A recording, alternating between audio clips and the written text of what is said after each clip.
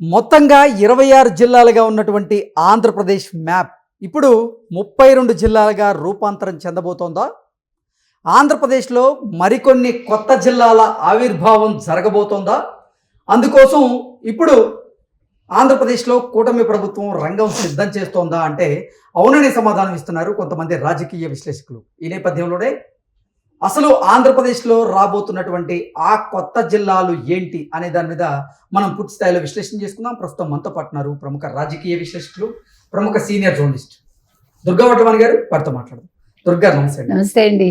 ఆంధ్రప్రదేశ్లో ఇప్పుడు 26 జిల్లాలుగా ఉన్నటువంటి ఆంధ్రప్రదేశ్ మ్యాప్ 32 జిల్లాలుగా రూపాంతరం చెందబోతుందని, ఆంధ్రప్రదేశ్లో మరికొన్ని జిల్లాలు ఇప్పుడు ఏర్పాటు కాబోతున్నాయని, అందుకోసం ఆంధ్రప్రదేశ్ ప్రభుత్వం రంగం సిద్ధం చేస్తుంది అన్నట్టుగా కొన్ని వార్తలు వస్తూ ఉన్నాయి. ఈ వార్తల్లో వాస్తవం ఉందా? మారుస్తారని అంటే చంద్రబాబు నాయుడు గారు ఎన్నికల ముందు కూడా పర్యటనలో చెప్పారు కదండి. ఎవరెవరికంటే శాస్త్రీయంగా ఇప్పుడు కొన్ని జరగలేదు, కొన్ని జిల్లాల విభజన.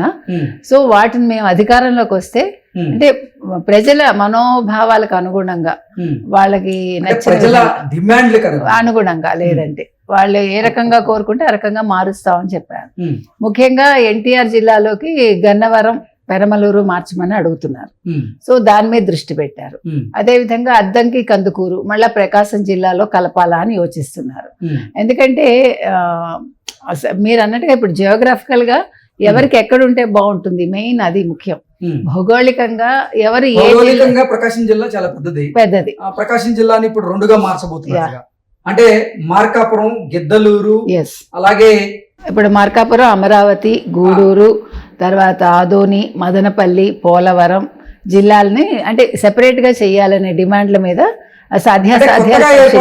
కాబోతున్నటువంటి జిల్లాల పేర్లు చెప్పండి ఒకసారి. అదే ఇవే కొత్తగా మీకు మార్కాపురం, అమరావతి, పోలవరం, మదనపల్లి, గుంటూరు, ఆదోని, వీటిని స్పెషల్గా మళ్ళా జిల్లాలుగా మార్చాలని ఆలోచిస్తున్నారు. ఎందుకంటే ఆ విధంగా చెయ్యమని ప్రజల నుంచి డిమాండ్ వచ్చిందిట.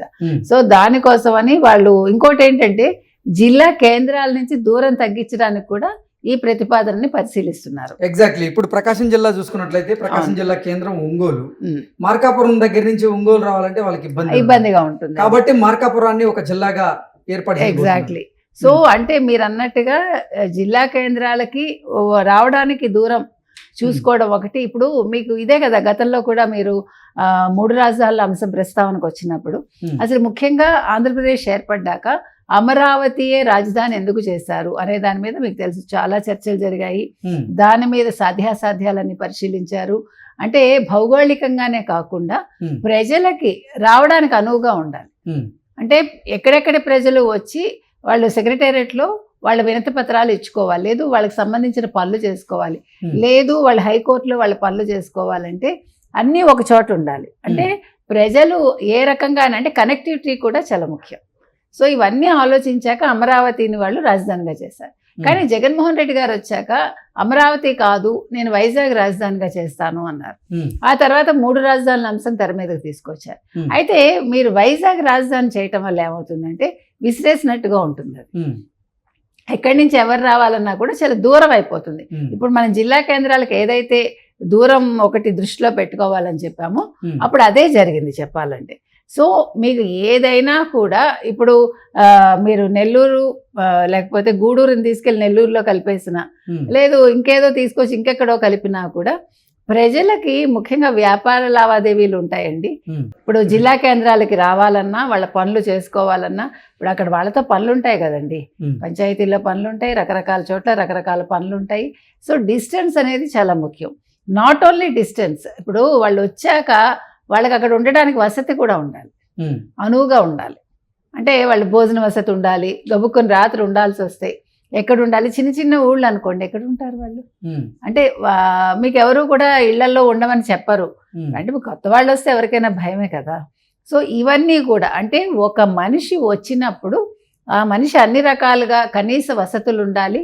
తర్వాత దూరాభారం కాకూడదు, తర్వాత వయోభారం కూడా కాకూడదు. తర్వాత వాళ్ళకి పనులన్నీ కూడా ఏకకాలంలో అయ్యేలాగా ఉండాలి, అంటే అన్నీ దగ్గరగా ఉండాలి. ఇవన్నీ దృష్టిలో పెట్టుకొని ఇప్పుడు శాస్త్రీయంగా ఏ రకంగా విభజన చేయొచ్చు. మీరు అన్నట్టుగా 32 జిల్లాలు చేస్తానంటున్నారు. మంచిదే, జిల్లాలు పెరగటం వల్ల వచ్చే నష్టమేం లేదు. దానివల్ల మీకు ఏమవుతుందంటే జిల్లాలు పెరిగే కొద్దీ ఇప్పుడు ఒక జిల్లా మీద ఉండే దృష్టి మీకు ఒక ఊరి మీద ఉండదు. ఉమ్, ఇప్పుడు 26 జిల్లాల నుంచి 32 అయ్యాయి అనుకోండి, ఏ జిల్లాకు ఆ జిల్లానే ప్రాముఖ్యత వస్తుంది. వాళ్ళ మీద రాష్ట్ర ప్రభుత్వం కూడా కొంచెం దృష్టి పెడుతుంది. వాళ్ళకి తొందరగా పనులు అవుతాయి, నిధులు వస్తాయి, ఇన్ని రకాలుగా జరుగుతాయి. ఉమ్, అంటే ఒక జిల్లా ఏర్పడడం వల్ల ఏంటండి ప్రయోజనం అంటే ఇన్ని ప్రయోజనాలు ఉంటాయి. ఒక జిల్లా కేంద్రం ఎప్పుడైతే అయిందో ఉమ్, అప్పుడు మీకు అక్కడ మిగతా వసతులు కూడా పెరుగుతాయి. తర్వాత మీకు బిజినెస్ పెరుగుతుంది, ఉమ్, లావాదేవీలు పెరుగుతాయి, మొత్తం అన్ని రకాలుగా డెవలప్మెంట్ అనేది సాధ్యమవుతుంది. ఉమ్, కాబట్టి ఇవాళ 32 జిల్లాలు చేస్తాము అంటే ఇది ఖచ్చితంగా మనం ఆలోచించాల్సిన అంశం, ప్లస్ దాన్ని ఆహ్వానించదగ్గ అంశం కూడా. ఉమ్, అంటే ఏదైతే ఈ జగన్మోహన్ రెడ్డి హయాంలో శాస్త్రీయంగా కొన్ని జరగలేదు, ఉమ్, ఇంకొకటి పేర్లు పెట్టడం కూడా కొన్ని వాళ్ళకి నచ్చినట్టు చేసి పాతవి తీసేసి ఉమ్. అది తప్పు అంటాను నేను. ఇప్పుడు జగన్మోహన్ రెడ్డి గారు అని కాదు, ఈవెన్ తెలుగుదేశం వాళ్ళు కూడా అలా చేయకూడదు. మొన్న మంత్రివర్గ సమావేశంలో కూడా కొన్ని నియోజకవర్గాలను జిల్లాల్లో విలీనం చేసేటువంటి ప్రక్రియ మీద, అలాగే కొన్ని నియోజకవర్గాల్లో కొన్ని ఊర్లను విలీనం చేసే ప్రక్రియ మీద కూడా ఆ అంశం మీద చర్చ జరిగినట్లుగా మనం విన్నాం. ఎస్, ఇప్పుడు కొత్త జిల్లాల అంశం కూడా తెర మీదకి వస్తూ ఉంది. సో మొత్తంగా 26గా ఉన్నటువంటి ఆంధ్రప్రదేశ్ మ్యాప్ ఇప్పుడు 32 జిల్లాలుగా మారబోతుందా అంటే ఏం చెప్తారు? మొన్న కేబినెట్ సమావేశం ఏదైతే జరిగిందో చాలా అంశాల మీద వాళ్ళు నిర్ణయాలు తీసుకోవటం జరిగింది. ఉమ్, అందులో ఒకటి ఈ పునర్విభజన అనేది, ఉమ్, అంటే జిల్లాలుగా మార్చాలా, లేదు మీరు అన్నట్టుగా ఊర్లని ఒక దాంట్లో కలపాలా, ఉమ్, లేదు ఒక నియోజకవర్గాన్ని తీసుకెళ్ళి ఒక జిల్లాలో కలపాలా, ఇవన్నీ కూడా వాళ్ళు అంటే ఒక దాని మీద దృష్టి అయితే పెట్టారు. ఉమ్, కానీ ఇంకా వివరంగా విపులంగా దాని మీద చర్చ జరగాలి. అంటే సశాస్త్రీయంగా అంటాం చూడండి, ఉమ్, ఆ రకంగా సశాస్త్రీయంగా చెయ్యాలి అంటే కొంచెం టైం పడుతుంది ఖచ్చితంగా. ఉమ్, బికాజ్ దీని మీద ఇప్పుడు వీళ్ళు ఒకళ్ళే కాదు కదా, జియోలాజికల్ డిపార్ట్మెంట్ రావాలి, తర్వాత ఆర్థిక నిపుణులు రావాలి, అన్ని రకాలుగా, అంటే రాజకీయ విశ్లేషకులే కాకుండా రాజకీయంగానే కాకుండా ఉమ్, అన్ని అంశాలని దృష్టిలో పెట్టుకుని అందరూ కూర్చొని చర్చిస్తే ఉమ్, ఖచ్చితంగా, అంటే ఒకసారి చేసేసాక ఇంకా మళ్ళా దాని మీద రివిజన్ రాకూడదు. ఉమ్, ఇదేంటి, ఇది ఇందులో ఎందుకు కలిపారు, ఇది ఇందులో ఎందుకు కలిపారు, లేకపోతే దాన్ని తీసుకొచ్చి ఇక్కడ ఎందుకు పెట్టారు, మీరు దీన్ని ఎందుకు జిల్లా చేయలేదు, ఉమ్, ఇంకా ఇలాంటి డిస్కషన్స్ రాకూడదు. ఉమ్, ఒకసారి చేశాక అదే ఫైనల్గా ఉండాలి. ఉమ్, సో ఫైనల్గా ఉండాలి అంటే అందరూ కూర్చుని ఒక సమావేశం ఏర్పాటు చేసుకుని ఒక్కసారి తేలదేది, ఉమ్, కనీసం ఒక 2-3 సార్లు కలిసి తర్వాత ముఖ్యమంత్రి గారికి నివేదించాక దాని మీద ఒక నిర్ణయం తీసుకుంటే ఖచ్చితంగా 32 జిల్లాలు అయితే మనకి ప్రజలకు కూడా ఆనందంగా ఉంటుంది. తర్వాత మీరు ఇందాక అన్నట్టుగా వెసులుబాటు అనేది వస్తుంది అన్ని రకాలుగా కూడా. ఉమ్, అంటే ప్రయాణం ఒకటే కాదు, ఇంకా మిగతా విషయాల్లో కూడా మన నియోజకవర్గం నుంచి మనం అంటే ఒక జిల్లా అయింది అంటే ఆ జిల్లాకు ఉండే ప్రాముఖ్యత వేరుంటుంది. ఉమ్.